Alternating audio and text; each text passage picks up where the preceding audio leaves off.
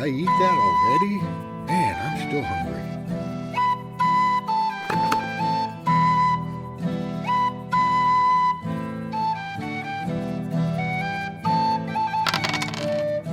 This is Crimson Garnet. Not sure what type of garnet it was. I bought it many years ago. It's dark, of course. When I first started buying rough, I didn't know what I know now. But this will work for our Excalibur project.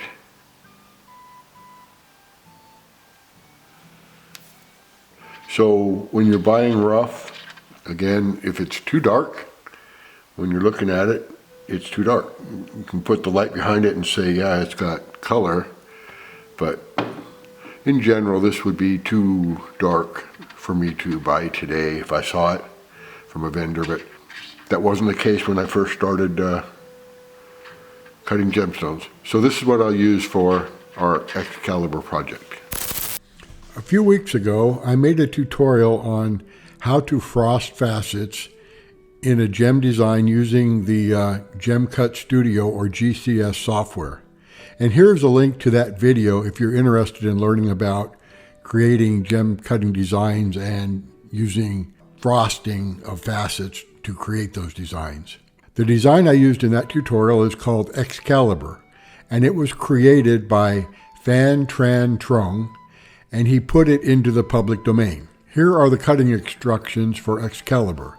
Excalibur is one of Phan's earlier gem designs, so you should contact him on Facebook if you want to see some of his other awesome designs that are out there. Anyway, I asked Phan what gemstone material he recommended to be cut with Excalibur, and he said this design works on a lot of gem material, but he felt it works very well on dark garnet and citrine. So I will cut this design today in dark garnet because I'm always looking for something to do with the dark garnet rough that I have. Later, I plan to give this design a try in citrine and then compare the gemstones to see which one I like better. So I've got my Crimson Garnet on the dop and ready to start cutting our Excalibur.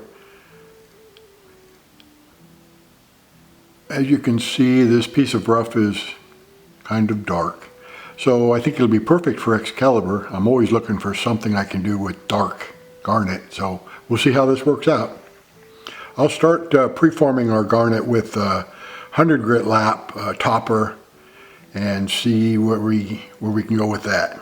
Okay, I pre-polished our Crimson Garnet with 8,000 grit diamond on a zinc lap, not a bat lap, and so now I will polish it with the Greenway lap and aluminum oxide.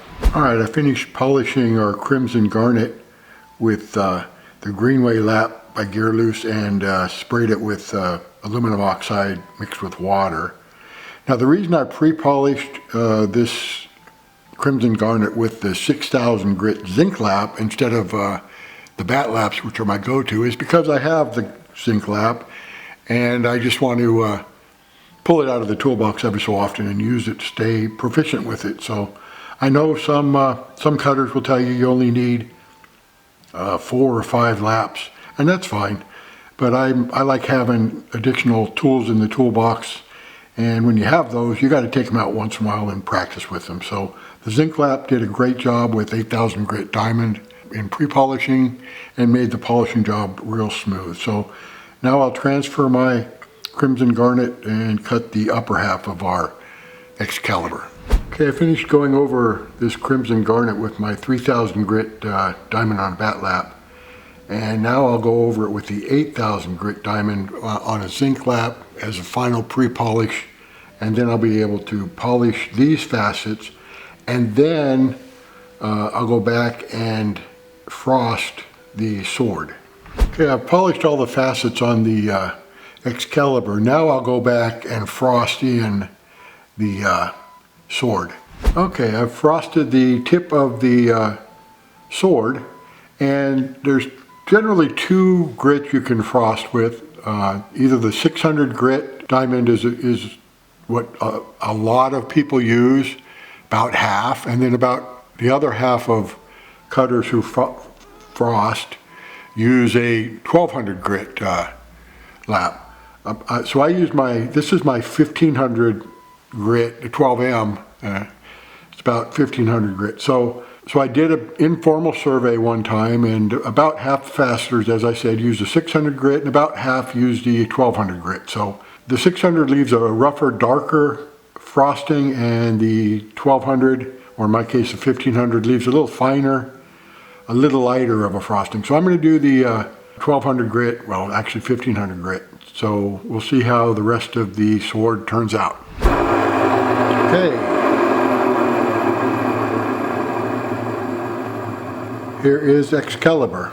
I'll soak it in the acetone, remove the two-part epoxy, and then we'll weigh it and measure it and send it off to BOPIE.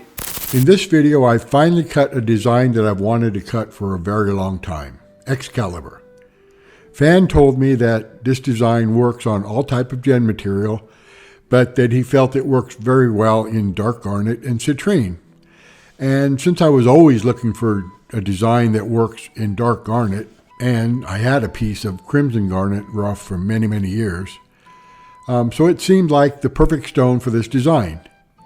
So after cutting the gemstone, I tested it with my refractometer to figure out what type of garnet it is. Crimson's a color, not a type, but that's all the seller really knew about this garnet when I bought it so many years ago. It tested out in my refractometer to be pyrope garnet, no big surprise, mystery solved. I will be trying this design on a larger piece of yellow citrine in the near future, and then we can compare the two stones. I found this design, Excalibur, fun and easy to cut. I would recommend it to any cutter who has cut at least a few stones, maybe a half a dozen stones already. I can't wait to cut a larger gemstone in this design, the yellow citrine. So please let me know what you think of this gemstone and the Excalibur design in the comments. And as always, happy fasting, everyone.